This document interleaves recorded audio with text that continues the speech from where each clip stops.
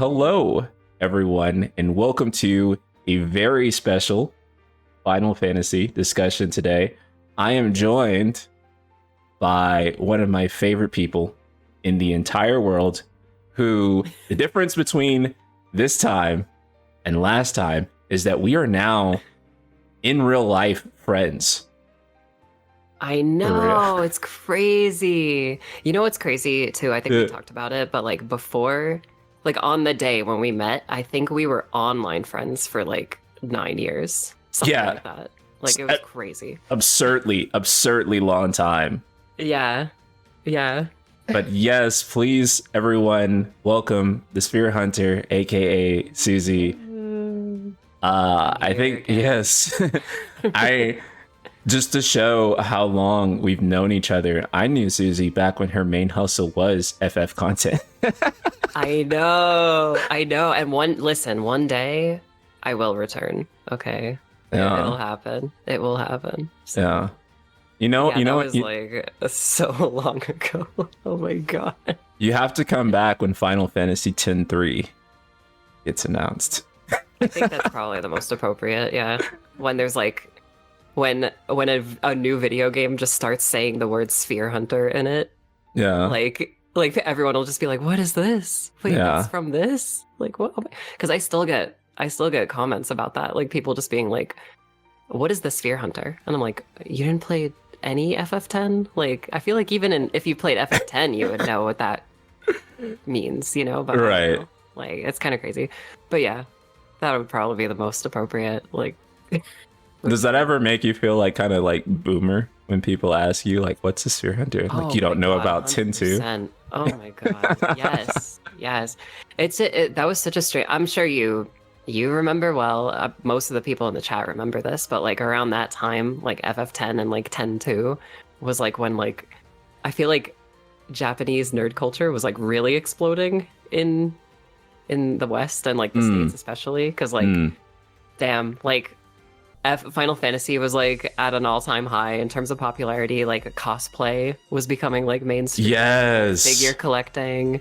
Yeah, it was wild. And it just like whenever somebody says like what is the Sphere Hunter? Like I just like get blasted back to that time period where I'm just like, oh my god, like I'm in my basement like making a weird Yuna costume or whatever. Like nothing looks good. I just want to play Final Fantasy. Why don't you know what this is, kid? I long for those days so much. The days where like we didn't really have like a centralized like social media, so we were all on like these weird little dorky forums talking about Final Fantasy and like all these weird theories, and 7 and 10 are connected, and oh my god, did you hear he said Shinra? His name is Shinra, guys. Yeah, they're connected. It's like those were the days. Yeah.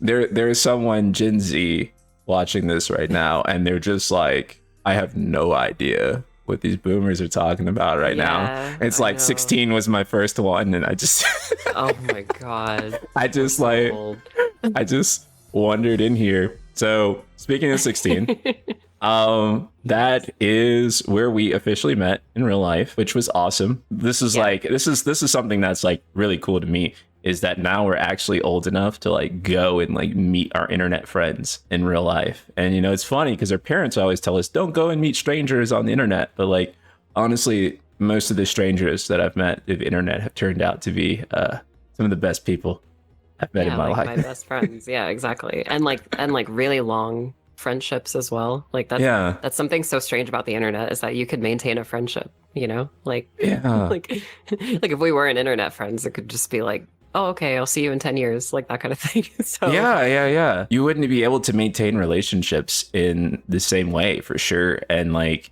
now, I don't know, you never have to feel alone quite in the same way I'm sure people had to in like a pre-internet civilization. So on our last so on our last podcast together, it was before FF16 came out. And as a huge Devil May Cry and hack and slash enthusiast, what was your experience like with Final Fantasy XVI's combat? So for the most part, I thought it was pretty well designed from like a bare bones perspective. I absolutely loved juggling people, jump canceling, doing, experimenting with like just zany combos and stuff. But, like it would be, I would be lying if I said that the depth of 16's combat compared to a game like Devil May Cry is like, the kiddie pool versus the ocean, like, especially if you look at a game like DMC4 or something like that. Like, right. It started off great. I really was enjoying it. But that I feel like that game has a lot of issues, just in its overall minute to minute, that out of everything, when you make progress in that game, the thing that suffers the most, I feel, is the combat, because it is so limited at the end of the day. Like, you get one and a half weapons. Like, you get Odin's little moveset, but that's at the end of the game. And it just, I wish I had nice things to say about it. Let's just put that out there.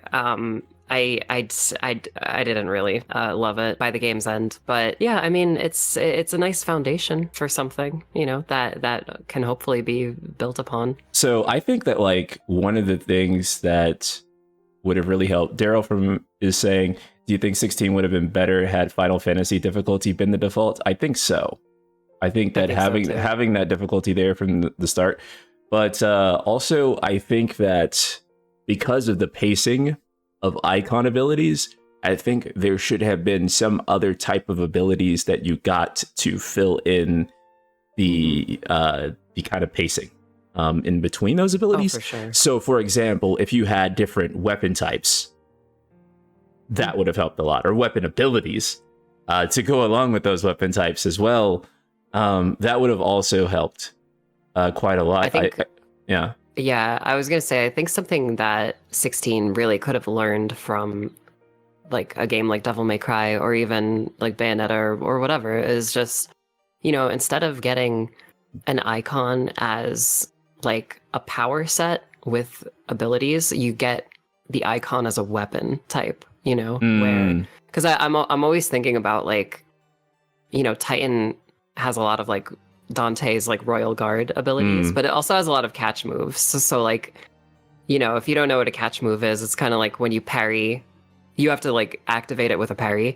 And I just think about like, the JoJo like million punches like attack that, Titan can do. And it's like, I just dream about that just being like huge Titan fists like on Clive's hands, and it being like a punching weapon instead of just abilities that accompany his basic sword skill. Yeah. I think those would have really filled it in, right? Because I think you have to get really creative with the icon abilities in order to keep comboing, and then also I think that if more of a challenge was present right out of the gate, that it would have allowed people, or really forced people, to have experimented a lot more with the combat rather than. For sure. And I think that one thing about like hack and slash games like DMC2 is that they kind of give you that letter grade at the end of the mission. And also not even just that, like while you're playing the mission, right? Like if you want the music to like really bang, you need to combo. So it's actively there incentivizing you to do your moveset really well and to perform really well. If 16 had some of those elements, it would be a lot easier to try to play at that level. But I feel like because it doesn't have those, people have these arguments online where, well, you need to actively engage with the combat system in order to get anything out of it. And I think that's true. But I think the other side of that conversation that people miss is, what is the game doing to make you feel like you want to actually do that? Yeah, to actually do that. Because, I mean, that's something I talked about in my Bayonetta 2 video. Because that game has a sort of devil trigger style, like state, where you build up a meter, you press the button, and then you're just clearing the screen. The thing about 16's combat is that a lot of the abilities that you can have hotkeyed at any moment are screen clearers, So why would I ever want to get into the nitty gritty of a combat system doing combos as a normie player, if I could just hold down L1 or whatever and then press square and then I just mega flared the whole screen, you know, I'm just going to do that for the rest of the game. It's not like it runs on MP, it's just a cooldown, you know? And I think that's one obvious, honestly, one trap that it falls into, but the second trap is actually the DMC4 Nero problem, because in DMC4 Nero had three tools, which were his sword, his grab, and his gun. And you know, when you get to high level with Nero, there's an expression where it's called like flow charting. You start to flow chart the enemies, you know, where like when you play as Dante, you can just do whatever you want, you know. And Clive flow charts like right out of the gate, you know, like you have the same sort of like basic kit for the whole game. And then it's just like, you know, peppering these icon abilities on top of that. And it's unfortunate because it doesn't really, you know, it doesn't last. You know, the satisfaction doesn't last for more than a couple of battles, you know, like once you've seen Mega Flare, it's like, okay, I know what that does and I'm going to do it when I have it, you know? Yeah.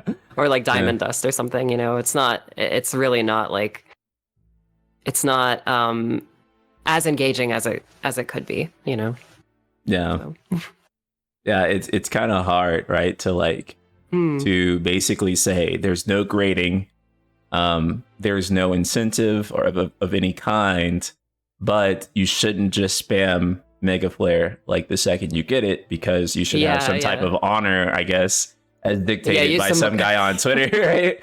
Like I don't think that most of the casual audience is really thinking like that for the most part, like unless you're hardcore into hack and slash games. But even I think a lot of hardcore players will be like, why not just clear this out? Like it doesn't matter anyway. The game's not going to do anything for me, right? So I think that maybe if 16 like really kind of graded people more, I mean even 13 graded you kind of on combat and stuff like that. Oh, 100%. To kind of like motivate you to do things, because you could really, which is kind of like why like 13 got a lot of not necessarily true criticism about like its combat being button mashy. It's like, true, you can mash your way through those fights, but at the end of the day, when you get your grade on the fight, it shows you that you didn't really perform that well. You just got through the fight. Yeah. And so you got 1 or 2 stars or no star, you know. Right. And that's a really great comparison, because that combat system actually does like incentivize you to like open that paradigm menu, see what you got on the Crystarium, and like what works like you know, for whatever battles that you're doing to get that higher score. And when you get that higher score, you get better drops, you know. I 100%ed that game. I platinumed that game. Like I was there for hours and hours trying to get 5 stars on Adamantus or whatever, like so I could get Adamantite a million times to craft Ultima weapon. You know, like that was such a grind. Yeah. I actually tried doing that back in the day and I gave up because the grind was so insane. Daryl asks, do you think 16 was hindered by the pursuit of being as accessible as possible? These choices feel purposeful as opposed to oversights. 1,000 bajillion %. Yeah, and I think, you know, it's interesting because, like, when 16 had just come out, like, I had already, like, finished the game, I think, like, the day that it came out, because I got it early or whatever, but I went, my favorite thing to do when a new game comes out that I've had for a while is go to Twitch and, like, see how people are playing it, you know? And I noticed right away that, you know, even, you know, like, Devil May Cry is like super deep and everything, but like when a normie plays it, it's like they're just doing stingers the whole game, you know, they're just doing stingers, but they're doing stingers for 7 to 10 hours, right?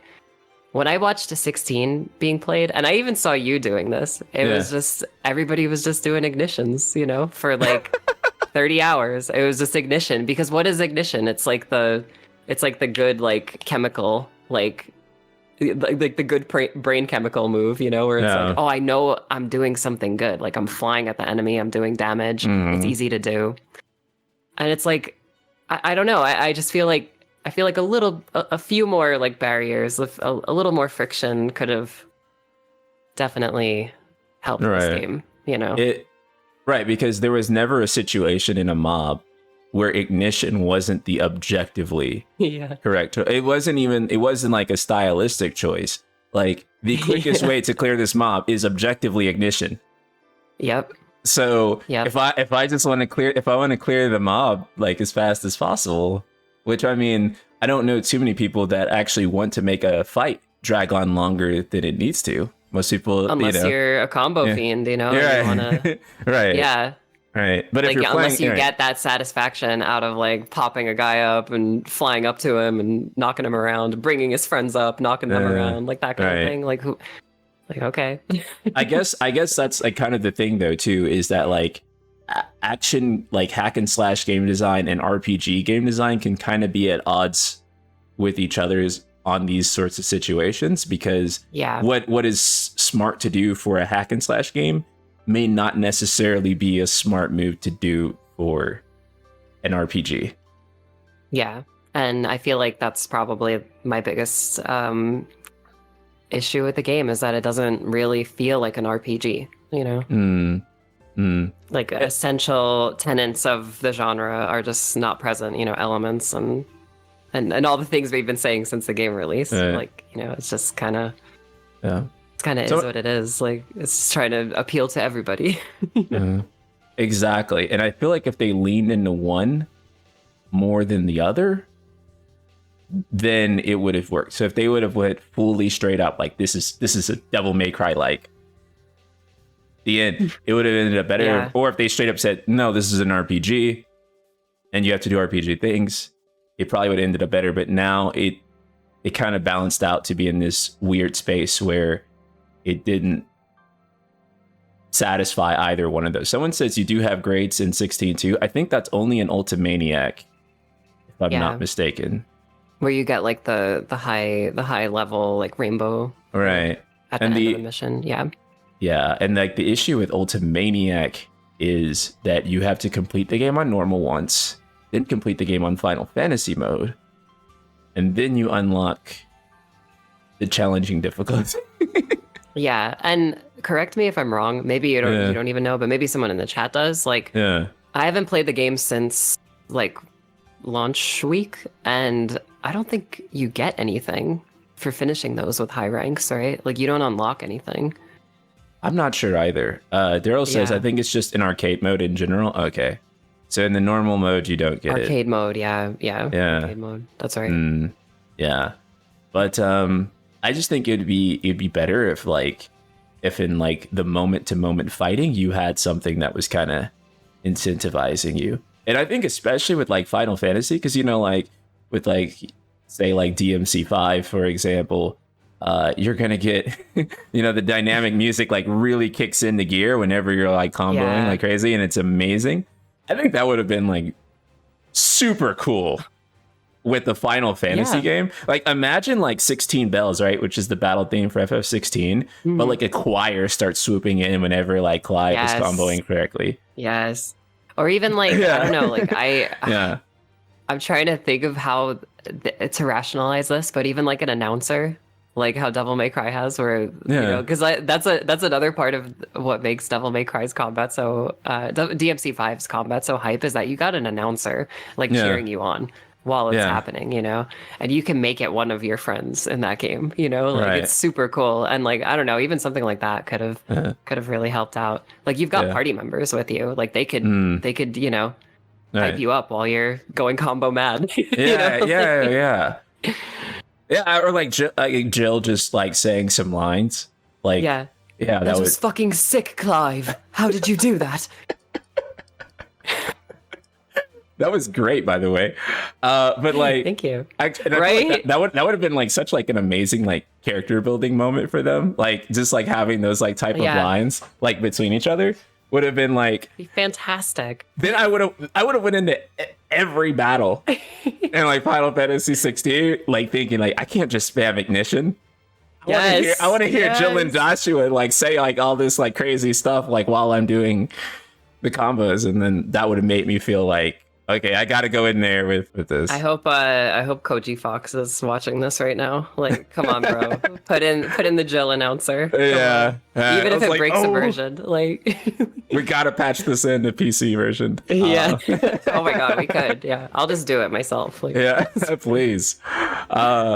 So speaking of action games, before we get into like the Final Fantasy VII Rebirth stuff, I just really quickly want to know how you felt about Stellar Blade. So I am excited. That is the next like big game I'm looking forward to. I was pretty much on board since it kind of got like re-announced with like the newer art style and character design. Not because her hair is really cool, but just because, you know, I like this genre. I like these games. Okay, don't judge me. Oh my god. Yeah.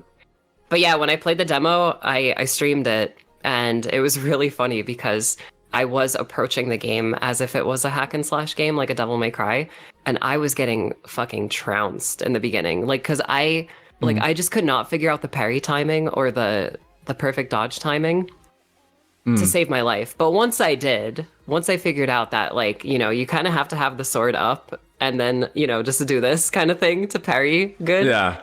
I was fucking perfect parrying everything, and I felt like a stellar goddess or something, you know, like I felt amazing about it. I guess my one issue is that, like, I kind of wish that, you know, better perfect parries and better perfect dodges weren't tied to a skill tree, you know, but yeah, like other than that, I'm pretty excited for the game. Like it was really fun. You unlock it like right away. So it feels like it feels like it's only there so that you learn, like, so you can like tutorialize the system and like them not give you anything cool. Yeah, it like, to me it almost felt like a kind of like a narrative contextualization for her, like getting her skills back almost, you know, because like the beginning of the game is pretty rough on Eve, you know, she like loses her buddy. And she gets like totally fucked up.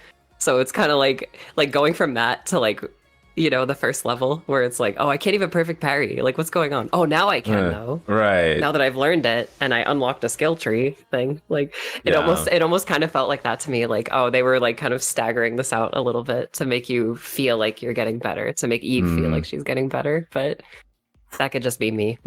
When I first played it, I could not get the parry timing down, like, to save my life. So like when I first ran that boss, I just kept getting my butt kicked, and it was super embarrassing in front of Jack. And then I was like, I finally won, but it wasn't clean. So after I shut off my stream, I spent like that whole night, and I was like, I'm not going anywhere until I get the parry for this game. Then I eventually got it down to like being able to run the boss in like a minute and basically not even heal once. I think I healed like maybe like once or twice after I really got it down, but basically didn't really need to heal anymore. I was just straight up and then that's like when combat like really started clicking for me. Yes. I kind of feel like this game strikes a balance between Souls and like hack and slash in a way. I was literally just about to say this. Yeah. I was just about to say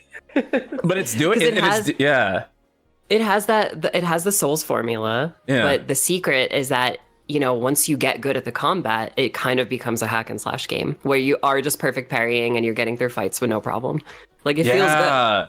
Yeah. And it's a balance that I don't know that too many other games have, and I actually really like it.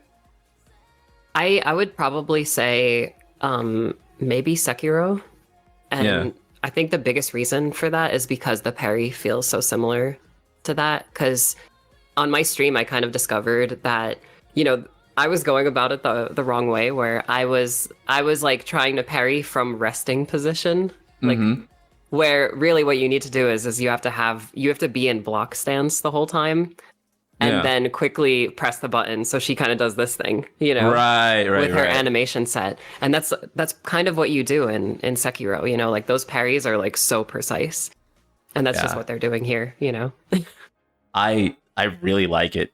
I really like it. And too. the more I played around with like what you can do in the combat system, like grenades and like at first I didn't even know the gun was a thing. Did you get the gun? Yeah, and then you could press it and then you could shoot it with the gun. And I was just like, this game is like, it doesn't fundamentally do anything new, but it's just such a strange mixture of existing things, and I really like it. I feel like you could kind of say that about everything about that game, where it's just kind of like a strange mixture of things, you know, that sort of kind of works. I mean, we have to see like the full game to really say that, but right now, if it feels like it all is clicking for me, you know. I really enjoyed the demo. I played it like 2 or 3 times after my initial stream of it. Yeah. I was just like, I want to play it.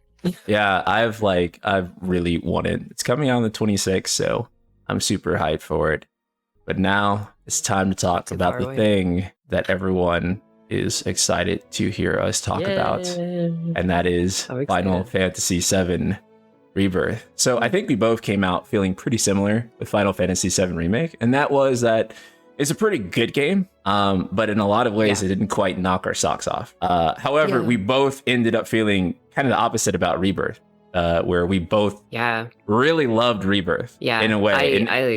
I loved it, and you know, I was kind of in this headspace like after Remake, and like, you know, the brutal wait, the 4-year wait, you know, between games. I was in this like headspace of like, I don't know if I trust this remake project, you know, like if what I'm getting out of the gameplay is more of Remake, where it's like, you know, corridors and really, really slow pace, you know, like peppered with like really great characterization and some awesome moments. Like, I don't know if I'll be completely sold on it, but I'm so happy to say that like Rebirth was just like, I said this on Twitter, and I've said it to you already, but like it felt like the real first part of the Remake project to me, you know? Like it felt like I was playing Final Fantasy VII Remake for the first time. And I was so excited, like playing it every morning, like because I would work at night, but I would play it in the morning for like 5 hours, like every day. And I would wake up and I would like run to my living room like a little kid again, you know, like just playing this game for hours and hours. I loved it. Rebirth felt more like a remake of Final Fantasy VII to me than Final Fantasy VII Remake. Yeah. And I think it's because what a lot of people associate with Final Fantasy VII, aside from Midgar as an aesthetic, but the gameplay identity of Final Fantasy, I think Final Fantasy VII doesn't really start until like right after you leave Midgar, right? And so when you think of like the gameplay of FF7 and what you like really remember about that game, it's really, you know, that little section of disc 1 after Midgar, where you go out into the open world, you know, you're walking to Calm and you're getting that sense of freedom and stuff like that. And so this game, I loved it so much more. And to a point, this is probably a hot take, I'm sure you agree. But I wish that Final Fantasy VII Remake instead, I wish that this game was part 1 and Midgar was just like an 8 to 10 hour opening. Oh, 100%. Yeah. To this game instead. Just give me a nice, because I genuinely do believe there's probably like 10 to 12 hours of like 10 out of 10 game in Remake, you know, but Remake is like a 30-hour game. So it's like a lot of, you know, a lot of questionable gameplay design, but Rebirth is just solid. Like it's a very solid gameplay experience, a pretty solid story experience for the most part. Like I definitely have some complaints that we'll probably get into later, but yeah, I felt like a kid again playing it. I'm so confused at how linear Remake was compared to this game, because this game is so just like insanely expanded, you know, like you feel like you're in like a real world, like and I think I was telling you and Baby Seal about this like close to release, but like when you're exploring the open world, like there's so much to do in the world, like just all around you, but there's like even like pockets of civilization just everywhere, you know, and that to me made the game world feel so immersive and so real compared to, you know, I don't know, like the past 10 years of Final Fantasy games, I guess, you know, like Yeah. we haven't had this kind of feeling in a Final Fantasy game in a very long time, you know? There was a notorious interview after Final Fantasy XIII came out from Motomu Toriyama, where he said HD towns are too hard. And it became a meme for a very long time. And also kind of a concerning thing when we think about AAA games, right? Like one of the most fundamental elements of an RPG is arriving in a town, right? Like that's a fundamental element of what we consider a JRPG. And you're now telling me that that fundamental element is no longer possible in a AAA game because we bloated out of control that that much. Yeah. Like it was extremely concerning. And so from 10 years ago when we were back at HD towns are too hard to now, and this is the same team that made one of the most expansive open worlds of the past generation. It's incredible that they've come this far. Like it's mind-blowing.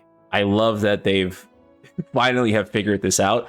A big part of it, probably, someone in chat's pointing out, is that Crystal Tools and like running on their own engine versus now when they're on Unreal. And like one thing that I always like to point out that I think a lot of gamers don't think about is that whenever you have these proprietary engines, what happens is that whenever you have contract workers or you have to onboard like new employees, you have to teach everybody how to use this new engine. Yeah. And they can't really just go home and like really study on their own because there's not like, tons of like tutorials and information. And one thing about, standardized engines like Unreal is that you can go and find an Unreal Engine 4 expert who knows everything already out of the gate. Yeah.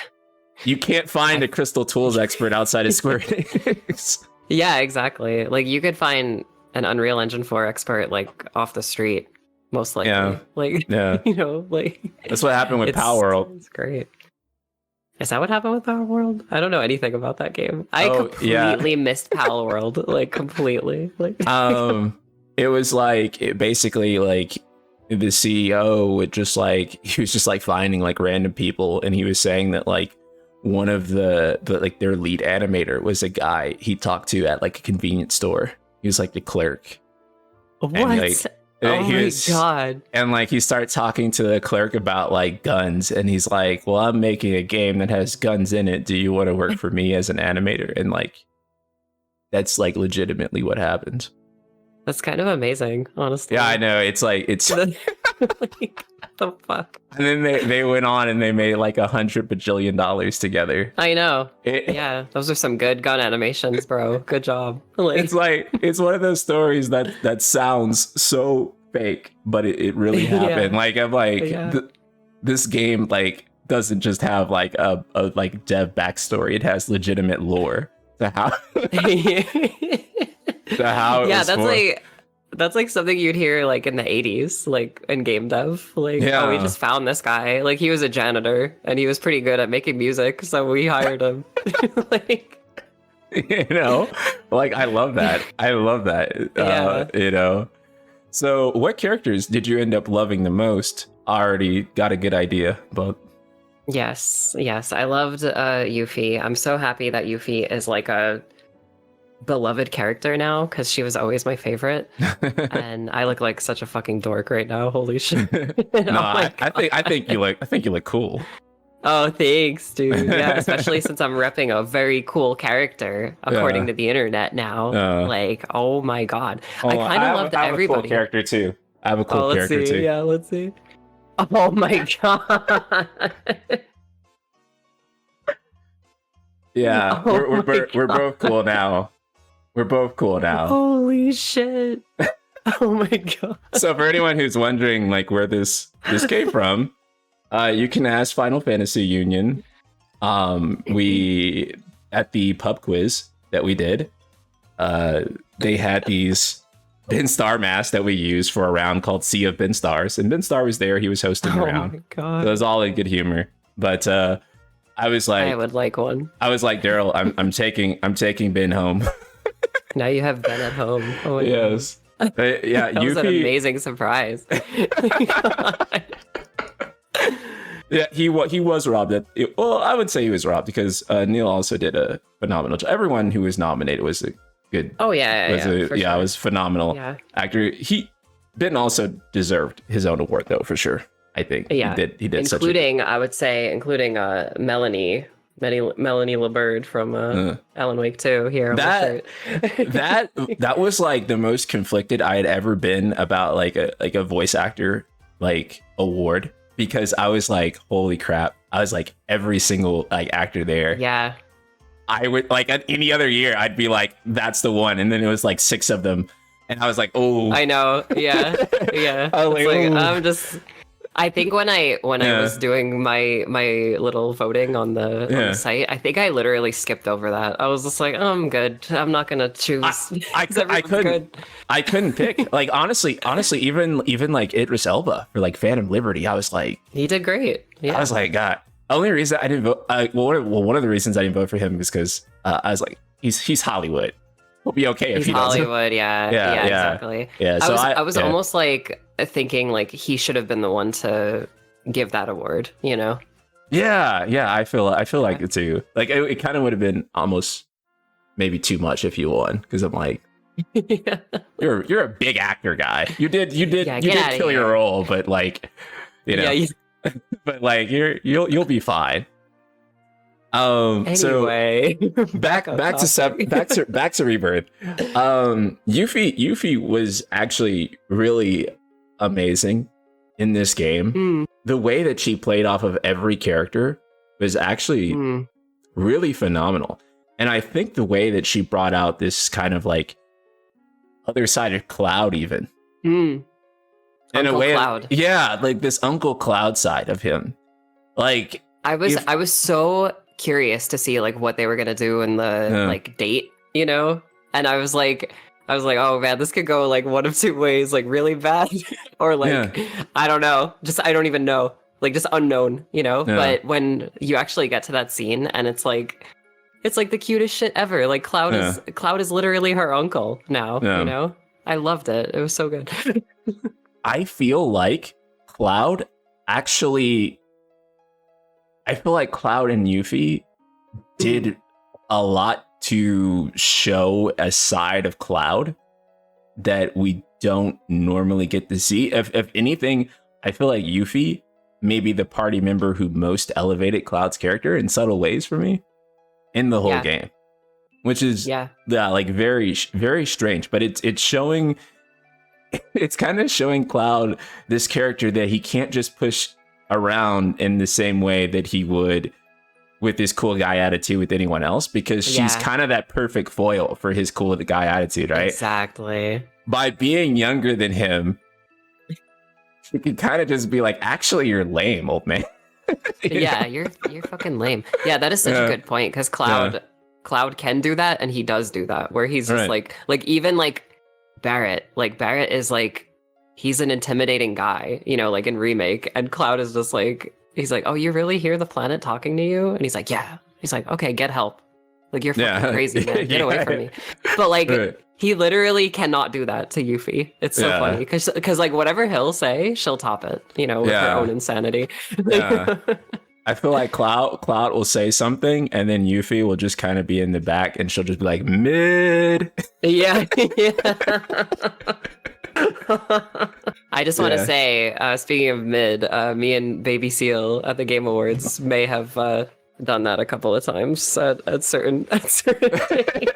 But I won't name any names. But it was a highlight of the Game Awards for me. Anyway, I loved how Yuffie and Barrett were kind of like this glimpse into Barrett's future. Like, because it really felt to me like this is what Marlene is kind of going to be like for Barrett, you know? Yeah.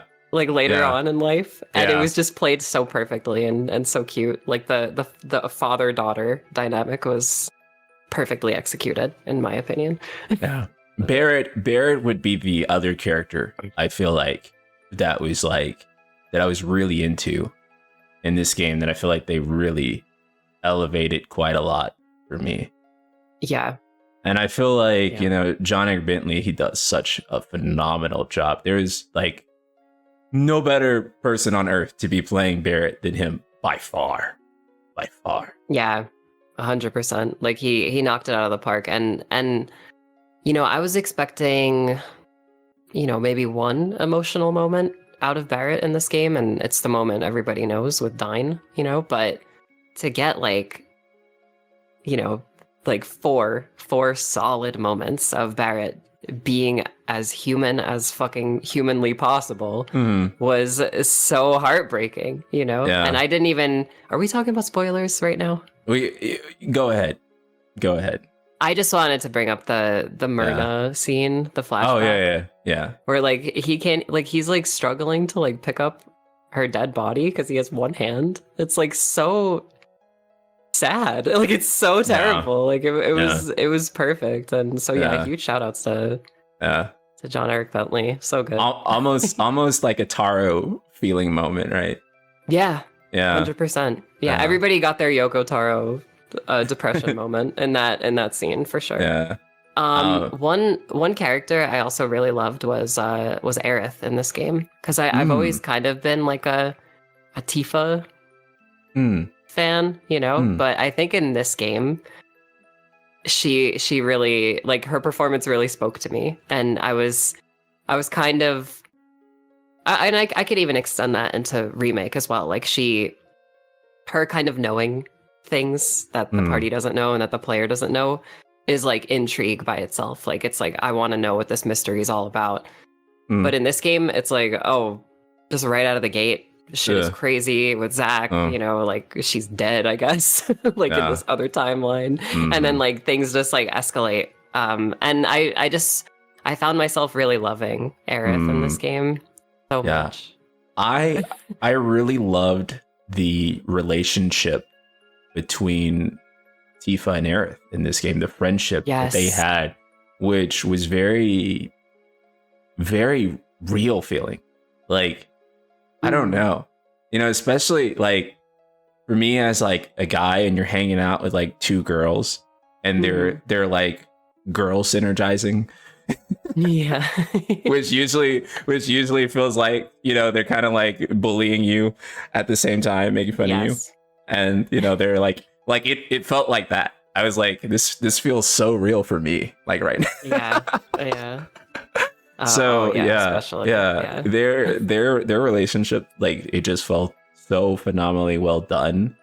And I think something you don't really see in a lot of like Japanese games, I feel. I mean, just in video games in general, like it just felt so real, and it felt relatable too, like you said. Like it's one of the most real feeling, probably, like, depictions of like a friendship that I've seen in video games, for sure.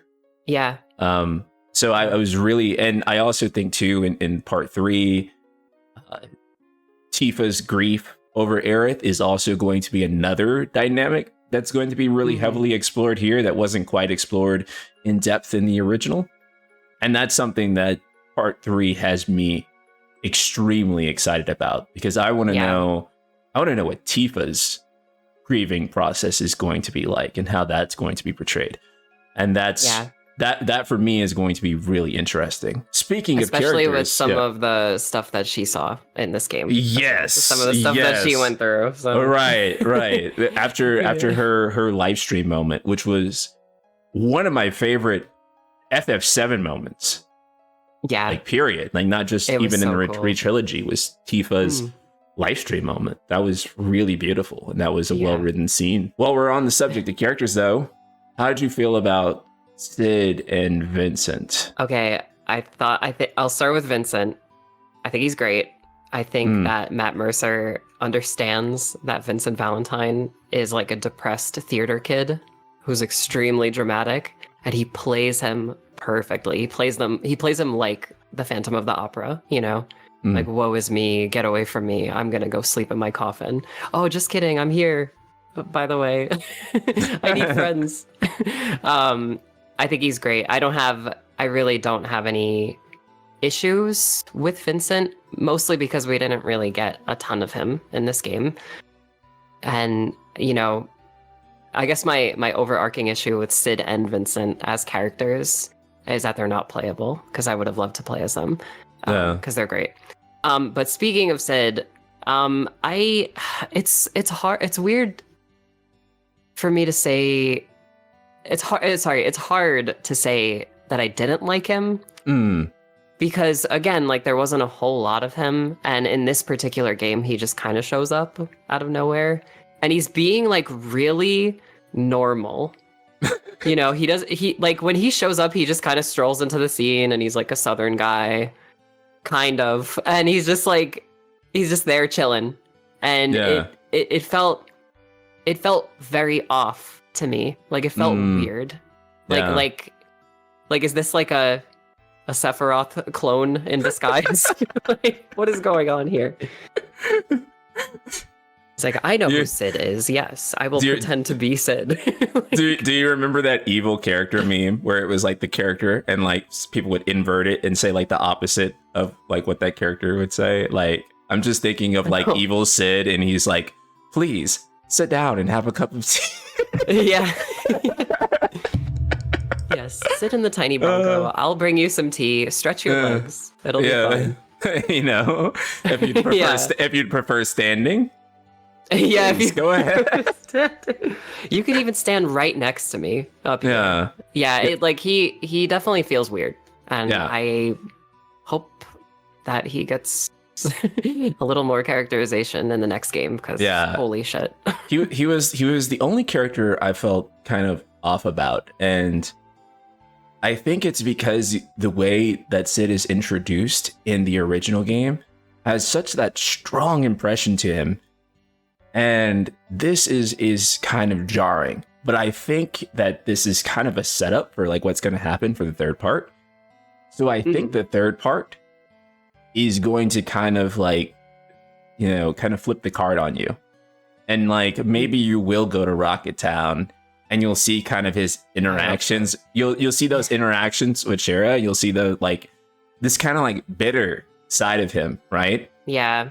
And it'll be like, this guy was so nice in the last game, and now he's just being a total dick. Like, God, I hope so. Like, what is, like, and that's gonna make the moment where he's like, you know, drink your goddamn tea. Like, that's gonna be like, whoa, where is this coming from, right? I think we've all met someone that was kind of like that, where we met them and we're like, this is the nicest human being on earth, and then you spend like a little bit of time with them, and then you're like, oh, that's a mask. Right? Yeah, the mask just slipped for a second. I'm right. Scared. Like, I hope that's what they're doing, because that would be the perfect justification for why he's so straight in this game. You know, like, he's so straightforward. And kind of bland. You know, in Rebirth, unfortunately. Right. I hope he gets his little pack of cigarettes too in the next game. Maybe that's what, like, maybe he quit smoking before Rebirth, but he's gonna start smoking again in the next game. I would love that, actually. Yeah, I would love that. I would love that. Like, this, obviously I'm not pro smoking, chat, but I'm just like that as a character thing for him to be like, oh, I quit smoking, and then like the stress of this situation to like, you know, him kind of like getting nervous like that and starting to smoke again. Yeah. It's a lot of very real character building in that moment that I think would be like really powerful. I hope so. I hope that I hope they really explore how Aerith's death affects everybody, you know. Yeah. So I'm gonna skip around on our outline here, because while we're talking about this, outline. I feel like it is that chat does not see. So because this is something that I feel like is kind of on topic to talk about right now, and that is, sure. How did you feel about the ending of Rebirth? Okay, so my initial reaction was really negative. I was like, what the fuck did I just see? What is going on? I don't like this. You really, really didn't need to do all of that, you know? Like, why am I fighting for so long? And like, right off of the heels of this like terrible event that happens to a character that I grew to love like wholly in this game, no pun intended, by the way. Yeah, I was so, because the moment where Cloud actually saves Aerith, you're mashing those triggers to like get the whispers off of your blade and all that kind of stuff, like that moment is genuinely beautiful to me. When I saw that play out, him stopping Sephiroth, it was like over 20 years of like memories, speculation on the internet, just fan theories, and just like, love for this character and the game she's in, like just being made real, And then it doesn't happen, like she's dead. And at first I was really conflicted about that, because I was like, okay, well that is a really cool way to like, flip the moment on its head. But I wish that we actually got to see it, like I wish that there was a cutaway to, maybe while he's blocking the sword, there's a shot of it through her, because it is a long sword, Right. Like it could have been a moment like that. I will say, after listening to guys like you, Baby Seal, and even Max talk about this ending, and even replaying it, I've replayed it a bunch of times, and I've tried to comb over the minutia of the scenes, like what do rainbows mean? What does this mean? He's got a bag of chips, whatever. I've grown to appreciate the ending, not necessarily like love it, but appreciate what it's doing. And I think, sorry if I'm going on and on about this, but like one thing I absolutely love about the ending, and perhaps the future of this trilogy, is how it explores grief, like the stages of grieving, and like I was so, my dad just passed away like a few months ago, and playing this game like so close to that life event happening, like the first thing I thought about was like, oh, Cloud is like denying this, like it's literally like the denial stage of grief, like he is literally refusing to believe what just happened, and everybody is so down in the dumps and like trashed from this. Again, like we've been saying, everybody else's reactions feels super real and like modern and grounded, and he's just, he's the family member that just doesn't want to acknowledge it. And that's what it feels like on like a meta level. What kind of hurts it for me is that the reasoning for him going through that is partially related to the multiverse. Yeah. And the reason for the reason for the outcome that we got, her being sort of alive, sort of dead, is because there might be two timelines merging, it's multiversal shenanigans kind of like bringing a moment down for me. Like I said, I don't hate it, but I certainly don't love it. But I think it's really interesting, and I guess that's where I'll end that tirade. No, I think you touched on something that really resonated with me there when you said that basically this would have probably resonated a lot more with you and me as well if it was kind of more purely about his denial rather than about necessarily, the potential multiversal fake out that they were doing there. Like I think I would have came out on it a lot stronger if it was just Cloud's mind that's just like literally breaking, and he's just like, nope, she's still alive. I still see her, and he was just breaking down in that way. The multiverse. I have a white materia and a black materia, maybe. Like I'm just imagining this, right? And then that way it would have really focused on Cloud and what he was going through. I think the biggest sort of issue that the ending may have with a lot of people is not even necessarily if each one of these independent components are interesting, because I think actually whenever you break down the components of all of the ending, most people are very interested to see what's going to happen with the black materia, what's happening with the sky, what's happening with Aerith's like Force Ghost or whatever is going on there, right? Most people actually find those elements really fascinating. I think that they were all piled on and edited and constructed in such a way within those final two scenes that it was almost too much all at once. Yeah. It was overwhelming. And like you just said, like, you know, the sky stuff and timelines and whatever, black materia, like that stuff is really interesting to people. It's not very interesting to me, you know? And I feel like, going back to what I just said, like, I feel like you could have had the same outcome for Cloud if it just happened, you know, because this entire game does an amazing job at establishing his mental state faltering, you know. Like so, the scene where you know you have to chase Aerith and he's like fully possessed by Sephiroth is like heart-wrenching to like watch, you know. Yeah. Yeah, so I feel like Cloud's already there. You know, he doesn't really. I don't know. Like we don't need the extra layers. I feel. You know? I still feel that way about the remake project. Right. So then, how has the multiverse twist been for you in general? Because so far, like a lot of things that you said here, kind of not seeing the point or what it brings necessarily to the table, because it does feel like you could probably do most of this without it thus far. Now, clearly in the third game kind of has the burden now of showing us why it couldn't have been done without it.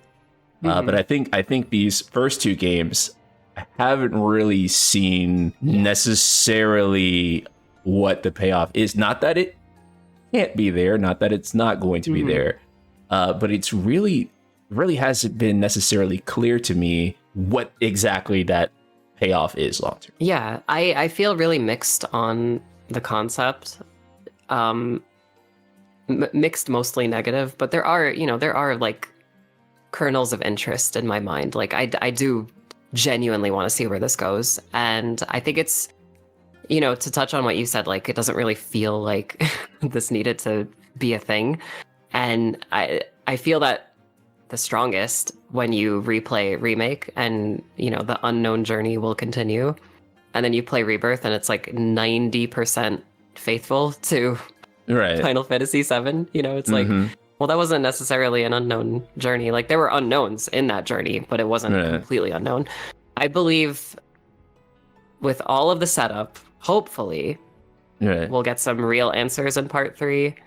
But that also scares me too, because I feel like we're kind of like on the road to maybe seeing the most crazy and most different FF7, like part of the FF7 remake project. And that could go either way. It could be great.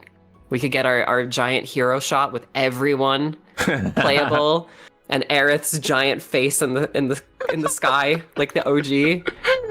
You know, just destroying Sephiroth. Or it could be like, oh, it was all a dream. You know, like it was all a dream and Cloud is a cuckoo bird. All right. Like, I don't know. Are you ready for like my hot take? Yes, always. At this point, I would prefer part 3 was just some entirely new stuff. Like most of it.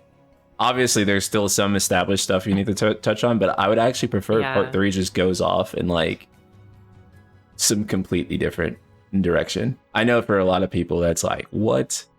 But my sort of explanation is that I'm a huge believer in Chekhov's gun. I want all of this stuff that's been introduced to matter, and I want it to matter in such a way that you cannot tell the story without it. And so I don't want it to be like, oh, you know, these worlds that Sephiroth is talking about with all the different dogs, the dimensions, timelines, however you want to describe it. I don't want that to be just like an auxiliary thing.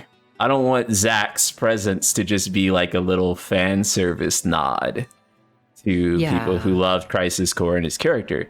I want Zack to have been brought back into the story for a major purpose and for his story to carry tremendous weight, not just in the way that it did in the original story, but in a brand new way since they've gone out of their way to bring him back, right? Yeah, to bring him back at all. And to be honest, that was another thing I was pretty disappointed about with Rebirth, because I feel the beginning of the game it opens so strongly in that Zack world, you know, where everybody's dying and you have to go save Aerith and all this stuff. I genuinely thought we were going to get a bit more of an extension of like Crisis Core like vibes, you know, of like, this is gonna be like a weird like Laguna like, you know, parallel story where Zack is on the run, but he has to take care of his friends who are in a coma, you know, and then it kind of goes off. You don't hear about it for so long, and then it goes off the rails completely at the end, and you're like, oh wow, this is like a weird like world where everybody's accepted death and everything is bizarre as fuck. Like it's almost like a David Lynch movie, you know, where like everybody's just so dreamlike and like talking like ghosts, you know. And then Zack shows up at the end and you fight alongside him for no reason. Right. For no reason. This is something that I'm sure that part 3 is really going to like kind of like work up to and kind of pay off for. But his presence in Rebirth didn't really give me a clear idea of necessarily what his purpose is in the overarching story, or like even kind of lead into what it necessarily could be. It really did feel like it was kind of there for that fan service moment where they could embrace your dreams. Yeah, they embrace their dreams together. Oh my god. Right. So I'm really curious on what that was. I wish there was more Zack in this game, because I was actually very fascinated by his portrayal in this game. It was a side of his character I feel like we don't see too often. Yeah. And maybe we didn't see as much in Crisis Core too, because he wasn't really dealing with necessarily the world ending. He was kind of just dealing with the turmoil that was happening with his friends. And in this, you have the turmoil that's happening with his friends. And then you have, by the way, the world's ending too. Yeah, that world's ending all of a sudden. Yeah. Definitely. There needed to be at least 2 more Zack playable moments, I feel, to make his appearance matter, you know, because it almost didn't really matter at the end of the day with how underplayed he is. And that's the thing, like you said, like his portrayal I feel is great. It's just there's not enough of it, you know? Like it almost kind of feels like why is he on the cover art? You know, like I have this massive poster of the cover art and it has Zack on it. And I'm like, oh yeah, Zack is in the game. Like he's in that game. Yeah. The impression, if somehow I was able to play through the entire game and not see the cover art of the game, I would not have guessed that Zack would be on the cover art. In fact, I would almost be bewildered that he was on there, because I was like, this guy's in the game for like 10 minutes and then he shows up at the end. So like he's in the game so little that you can turn an option on to skip his parts on New Game Plus. Like, which is again, it's kind of strange that that's even an option, but it also kind of shows that like it could have almost been forgone entirely and added up to mostly the same thing. And the climax of it all is the fight with him together with Sephiroth. But I'm sure it's a very wonderful moment for people who are very passionate about the character. But if we're just looking at the narrative in a more objective sense, I'm just personally, it was a real struggle for me to see that. So that's one of the things I talked about this when I had Baby Seal on, is that I'm hoping that there is just 2 solid chapters, like 4 to 5 hours of the next game. That's just back Zack. to back. Yeah. Back to back. Yeah, that is just Zack and Cloud broing out. Yes. And that's it. Yes. Because I feel like we don't ever really get to see that, right? Like in just in the totality of FF7, like we never really get to see them like chilling and like hanging out. There's like one scene in Crisis Core that you like really get to see them like chilling together. And like what's so tragic is that they had a ton more scenes planned for that game of Cloud and Zack, and then because of the UMD limitations, and at that time they were like, we're not doing 2 UMDs because the manufacturing costs are too high. So funny. Yeah, so they weren't allowed to do 2 UMDs, and so they cut a ton of the Zack and Cloud scenes. And I'm like, if there's any one thing that I wanted Crisis Core to be about more than anything, it's Cloud and Zack. Yeah. But then they cut that. They cut that. And for Crisis Core, and I'm just like, well, now it feels even more weird to me because I don't get to like fully see how their friendship would have evolved in the way that I would have liked to if it was like fully portrayed on screen. And so you have to use a lot of inference in order to figure out their relationship that I feel like could have been a lot more powerful if it was just fully depicted. And hopefully that is, material that they want to explore for part 3, because I think that would, that would be a really great thing to look forward to, on a in a sea of uncertainty, because now like I feel like they honestly should have saved the unknown journey will continue for this game, like because that's what it feels like when you beat this game, and it feels that way in a good and bad way for me. Right. No, I'm pretty much like right there with you. And I think that for me, the best way this continues is again, you start and it's the 4th Evangelion film where it's completely different. And we're just on something that's new entirely because of the events of the first 2 games, right? And I feel like we've already kind of like got like the nostalgia dose from those first 2 games. Oh yeah. To the point of where now I'm like, I kind of want to see just something new. I kind of over Final Fantasy VII remade, and now I'm more curious to see what else can Final Fantasy VII be. Yeah, that's a really great point, and I'm with you on that. Like, I think that could be, if they decide to go in that direction and just like radically change things, like I'd love to see that. I would really love to see that, especially if it's like, oh, we're airshipping around an unknown version of this world that we know so well. Where crazy new things are happening. Yeah, exactly.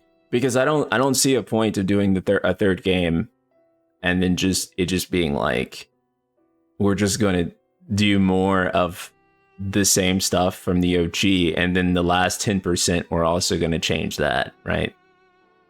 I kind of don't do that. I'm just like, at that point I'm kind of, and even with this game, I don't know about you, but a lot of times I was playing it and I was kind of thinking while playing it, I was like, when is the weird shit gonna happen? Yeah. Well, it's like I said before, like when I was playing it the first time, I was like, when am I gonna like go back to Zack and like see his crazy adventure of like, oh, I gotta make sure the authorities don't show up at my shed, like, where these fugitives are. Like, I want to see that. Exactly. What's going on? Like, exactly. No, that's the type of stuff that I think is like super interesting. People are mentioning in chat, like Wutai, for example. Wutai is going to be very different in this one, so stuff like that is going to be more interesting to me. I'm so excited for Wutai. Oh my god. Yeah. Give it to me right now. Like that's going to be like the peak for me, is seeing stuff like that. And that's kind of where I hope they focus, is on the new stuff, because they got a lot of stuff to wrap up in this dirt. They got a Sky, whatever's happening with the Black Materia. Assuming that they still want to include everything from the original game, they got to include really the backstories of Cid and Vincent, the multiversal stuff, the Wutai stuff, the weapons. I'm really worried for Vincent. I'm really worried for his backstory. It's going to be very curious to see like how they handle that. But it's all so much. It is all so much. Like, yeah, like someone in chat saying possibly another 100-hour game, if not bigger, right? Like, because Rebirth has the same pacing. Well, not quite the same pacing, but it has the same intention in its pacing as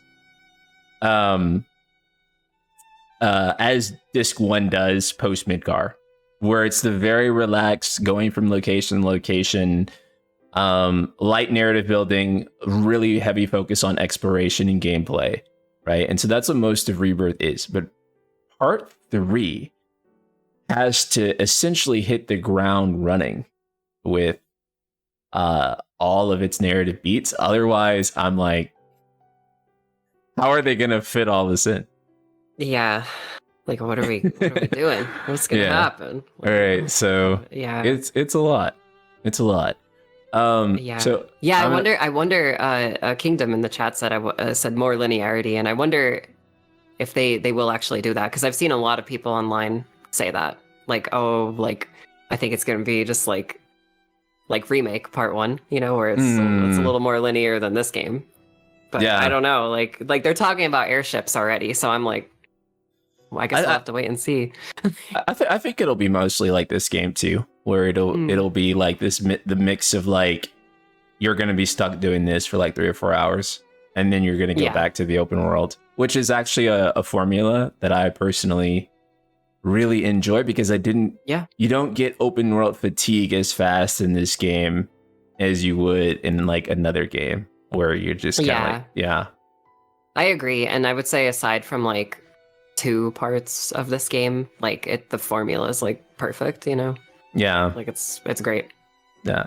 So I got one last question for you, and then I'll open at the chat, see if chat has any interesting questions. You guys could go ahead and put your questions in real quick. But mine is Final Fantasy VII Rebirth the type of gameplay formula you'd want to see for Final Fantasy XVII, or do you want to see them try something entirely new again? You already know what I'm going to say. I want this combat system for the future of the franchise. It is so perfect. It is literally turn-based combat adapted into action gameplay. Like, it's perfect. It's literally perfect. You got your ATBs that give you your meaningful skills and spells. You're, not bored waiting for it. You're attacking and doing all this kind of stuff. On the fly party switching, that's instant. Yes, I want this gameplay formula for 17. 100%. Do not reinvent the wheel. You don't need to reinvent the wheel, Square. Like, it's okay. Like, look at what Capcom did for years. Okay, like they made a new thing, and then they did that for a couple of years, and then they made a new thing, and then they did that. We can have that for mainline FF. Like, please. I think that, like, and this is something I talk about a lot too, where there's a lot of people that are like, no, FF has to do something radically different each time. I'm like, first of all, that's not how the series started, and that's not what led it to its golden years. Yes. Secondly, nobody else does this, and I don't mean that necessarily in a good way. There's a reason no one else does that. And the reason is that, AAA game design has a lot of gears, and it's very complex, and it's extremely tedious and difficult to design. And it's even more tedious to come up with a brand new IP, which is what basically each FF has been for a while now in terms of its gameplay identity. And the Re-Trilogy has basically its own genre of action combat. Like, you can't boot up another game that plays like Re-Trilogy. It doesn't exist. Yeah. They own a genre that's really good.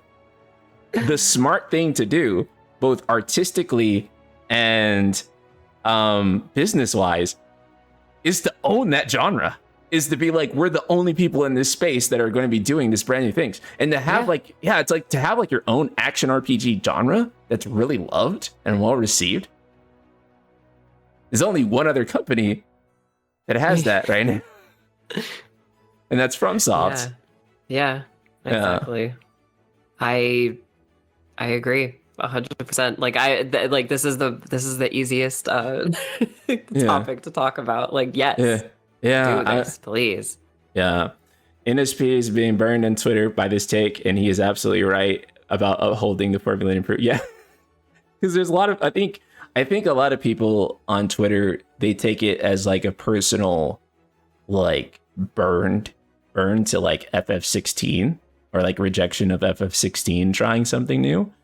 And that's definitely not what I'm saying, because I think that trying to make an action game, theoretically, in the way that FF16 wanted to, especially what I knew of it before it came out, was perfectly fine. And I was okay with it doing that, especially since we had something like Retrilogy to have the type of combat there.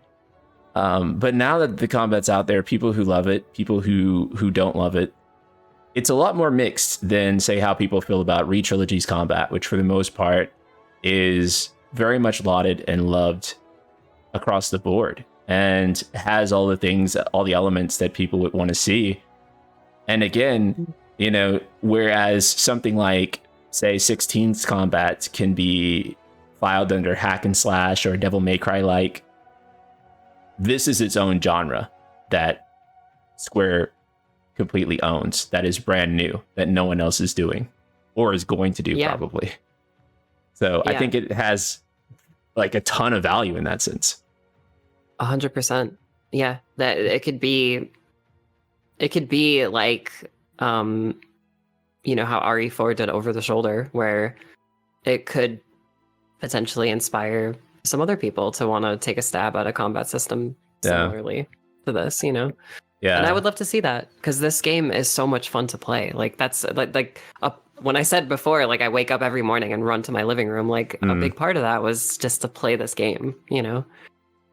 Exactly. Like, as a video game, it's great. It's fucking awesome. So I don't see why you wouldn't want to go in that direction. You know, like, it's kind of weird. The thing is, too, is that like this combat system is so easy to just like add like one or two things and then make it a completely different battle system.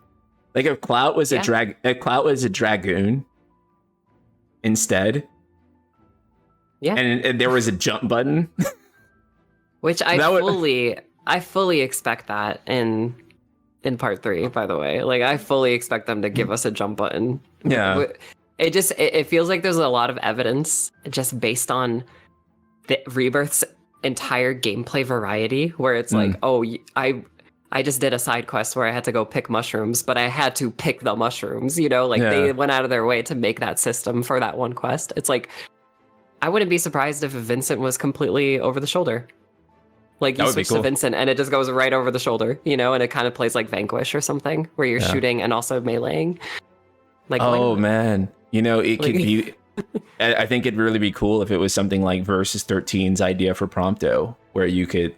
I mean, I guess they actually eventually added it into 15 proper, but like it was the over-the-shoulder camera. Oh yeah. In the Royal Edition, where you could actually like really control his gunplay. It would be fantastic. Oh, by the way, Light Pap in the chat said they give you a jump materia. I don't think they will. In Remake, they also gave you a deadly dodge materia, and they completely put that into Cloud's kit. So there's no, you know, having a jump isn't outside of possibility, you know, for part 3. So. Clark said, I think that trying something new does require that you actually try something new instead of a clone of an existing one. Just easy. Right, exactly.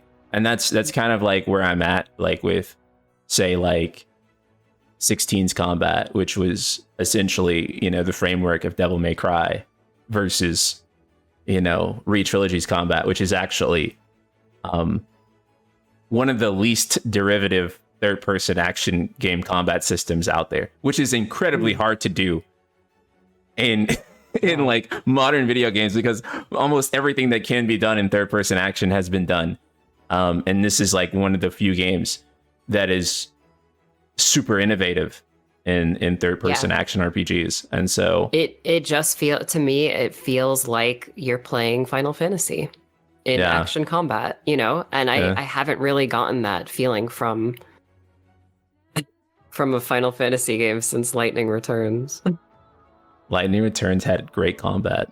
There's a lot of there's a lot of things I can say about that game that I won't say to you. Yeah, but it does have great combat. Like I will not put disrespect on Lightning Returns combat. In fact, Yeah, I wish the first 13 had Lightning Returns as combat, because I think that system is just oh, it would be fantastic. You that's switch just to the other characters instead so of good. Garbs. Oh my god, it would be so good. Damn. Is there anything you don't want to see in FF17 though? In FF17, I don't want to see.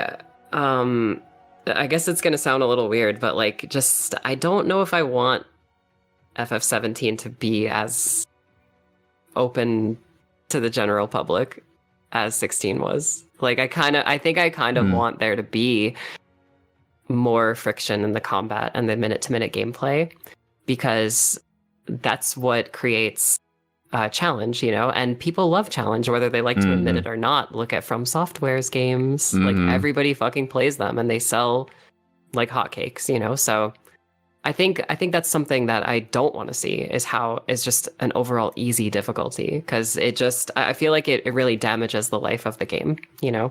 You could have a great first playthrough and be like, oh, I felt like a god gamer, you know, like playing that game, but if you want to replay it, it's like, okay, I know exactly what to do, and I don't have to do much, you know. So I think it's one of the biggest mistakes they made with 16, because I have this weird feeling with 16. Oh my god. You know, I have this weird feeling that originally that game was probably way harder in development when they were making it. I think that game was probably brutally hard, actually, at some point in development. And somebody came in and was like, this isn't going to work. Final Fantasy fans are going to be like, they aren't going to be able to play this. And then I think that's how the timely rings came about in the first place. And and chat saying it might have been Yoshi P worried about accessibility, and you're probably not wrong, because Yoshi P, if you know him on Final Fantasy XIV, he does have a habit of being like, I made this fight, it's really challenging. Okay, let's nerf it, because a lot of people are complaining that it's too hard. You know, people are saying it's too hard. I do think that at some point as a developer, like, you know, obviously if a fight like really is too tedious and it's like everyone unanimously hates it, then yeah, maybe you should do something about it. But I do think a lot of times with challenge, you do have to tell people, you know, this is the game, and a game that you play. Exactly. So you have to get good. You have to learn how to play it. Yeah. Or switch the game to easy. That's what that's for. Yeah, or put the rings on. Like if 16 was just hard from the beginning, like, or had a hard mode option, but also the accessibility rings, there you go. You figured it out, you know? Like, like, it doesn't get more accessible than auto dodge, guys. You know what I mean? Like, like, I am not being touched by an enemy, you know? Like, that's all you need if someone's struggling. And you know, at the end of Rebirth, when you fight the final fight, Sephiroth with Aerith, it's like that, when he does the double whisper cannons and he's just spinning, that killed me 4 times in a row. And every time I was pissed off. I was like, God, this guy fucking sucks, like this and that. But man, when I finally figured out how to beat that, I felt great, you know? Like, I felt awesome doing that. You know, exactly. Like, it wasn't something that I was gonna go on Twitter and be like, oh, they need to nerf this shit right now. Like, I was like, no, I'm gonna figure this out. I'm gonna figure this out right now. Right. So, and I think that's what easy modes are for. And I think that there is no shame in having to drop a game to easy. Sometimes you just need to drop it to easy because of one fight that you just can't get through. I think there's no shame in that. But I also think too that you kind of need to design the core game around being engaging as possible. And one of the core elements of making a game engaging is making it challenging for people. So I think my answer to this question with what I don't want to see them do in 17 again is I don't think that they should go back to corridor design. So you want kind of like a more open-ended level design? I think that after seeing a world map here and knowing that the plan is to put the high wind on the third game, and knowing that this is the game that has come closest to delivering the feelings of the world map and creating this super expansive world in the way that so many people thought was gone from Final Fantasy and never coming back. I think that that's absolutely fundamental. And if they can make that work and make it again so that I'm like just organically walking into towns. Yes. Like that, I mean, that to me is just like so cool, right? Because it's like a world map, vehicles, you know? Yeah.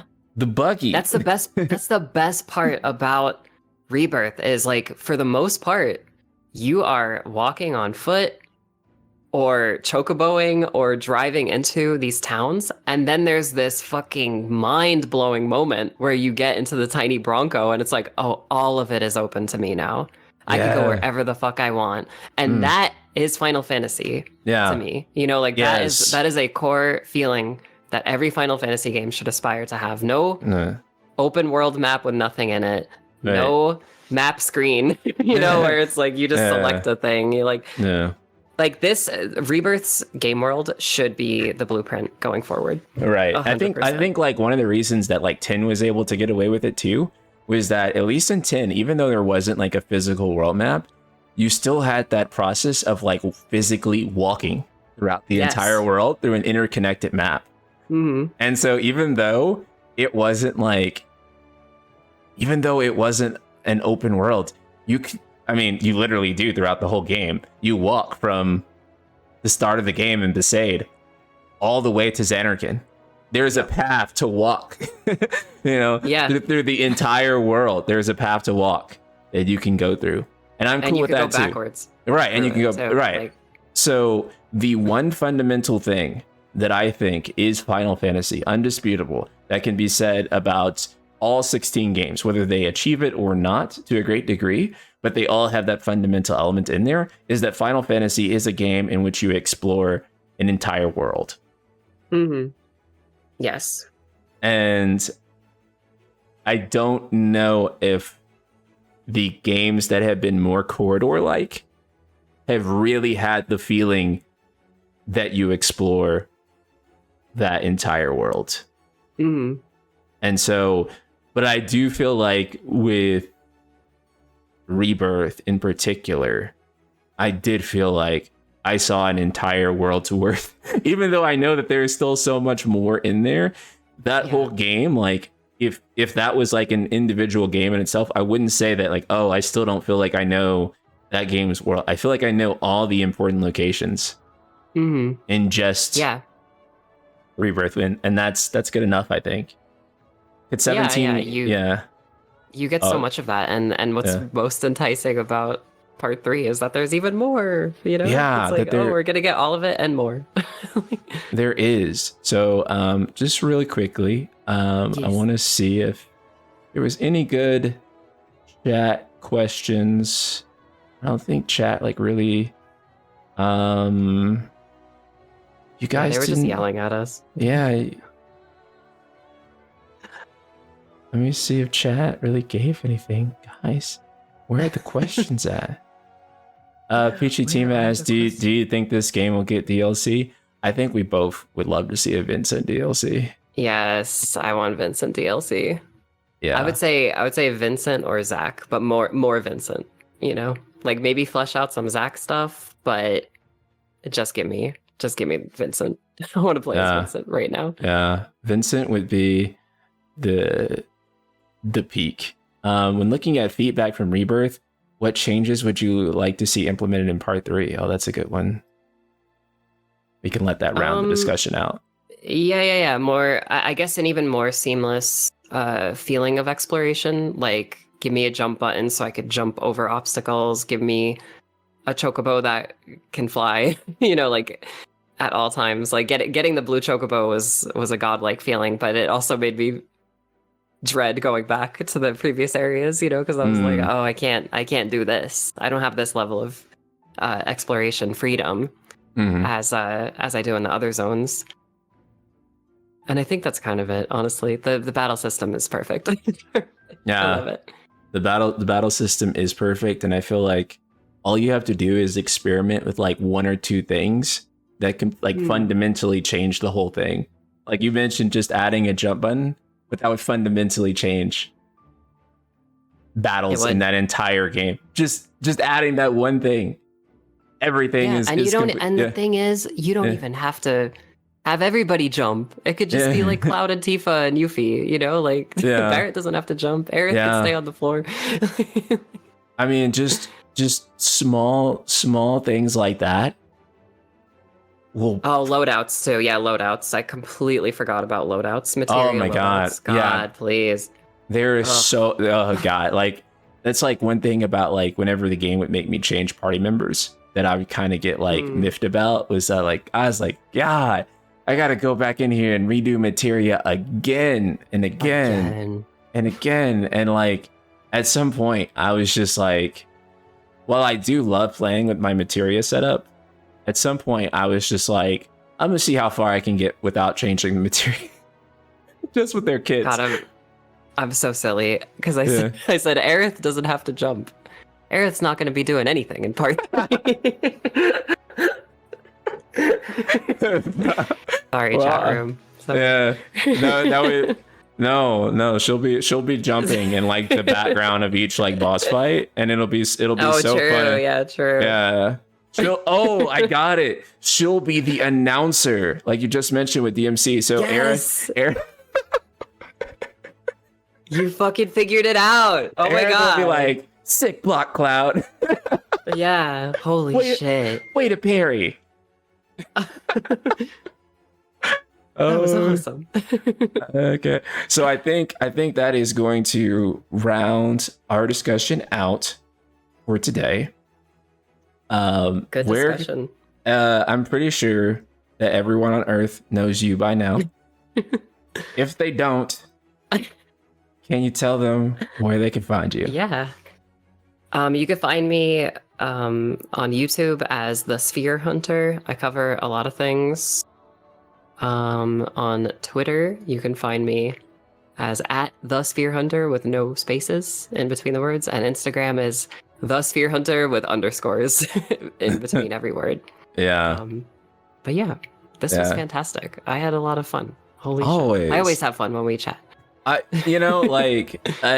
this is something too that like last time we got like a lot of comments on is like we have like the best dynamic when we're on together. I think it's true that we just flow off of each other. It's because we've known each other for like 70 years. That's why. Yeah, I know. We've known each other since we were in like diapers and shit, and so now when we were content creator babies. Yes. Yeah, and so now, it's easiest. I feel like to talk to you. We just always have the best talks. So if you guys are watching this on YouTube when it goes up, all of Suzi's links will be in the description below. Thank you guys so much for tuning in. We love every single one of you, and we'll be back next week. I think I'm gonna have Daryl on from Final Fantasy Union next. Yay. So please stay tuned for that, and I'll see you guys next time. Later. All right, later. Bye, guys. Bye.